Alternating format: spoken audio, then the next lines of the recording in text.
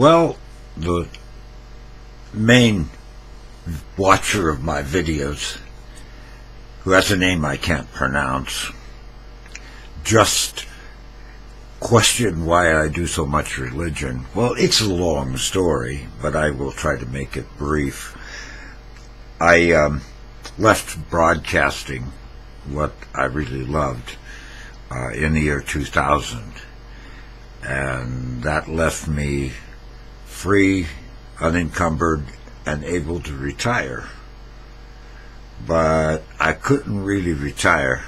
So after retirement, I chose two different paths.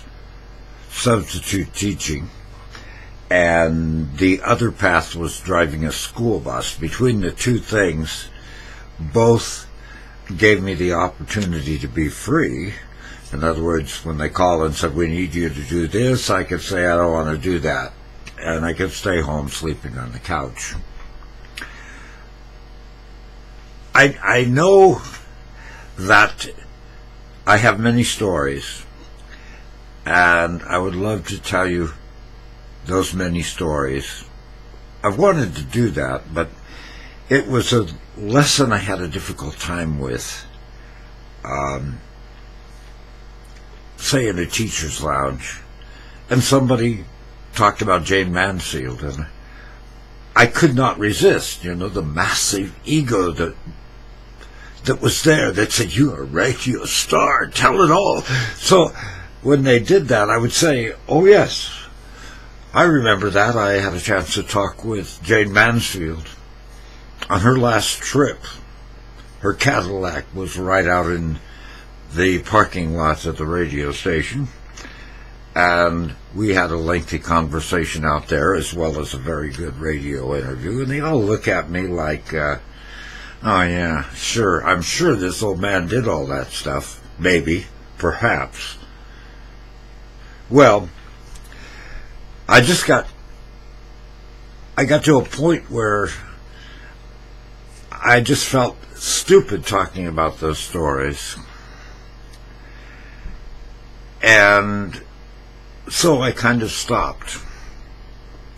And I started talking about stories of things that happened in the classroom, or things that happened on the school bus. But there were good stories there, too. Yet, I just felt like an egomaniac. And I do it on the ham radio also. They will talk about the Valkyrie and its crash. I have stories there, too.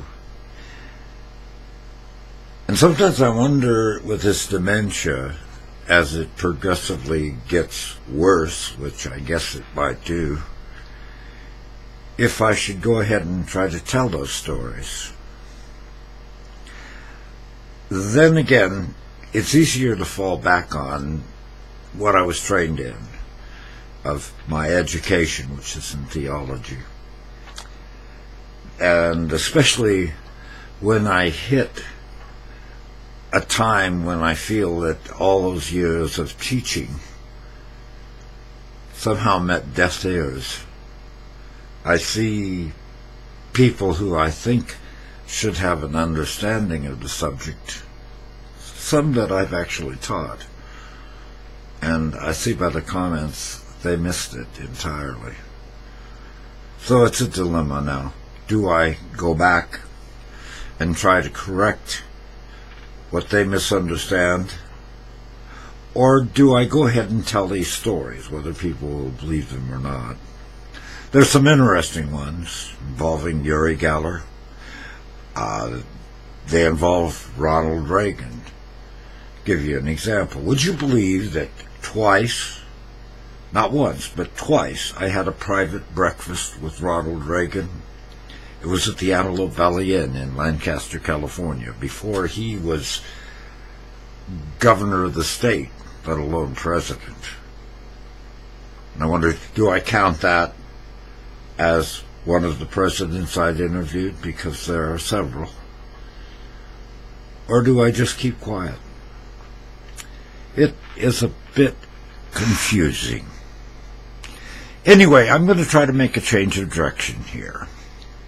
Thank you so much for watching, if you shall excuse me.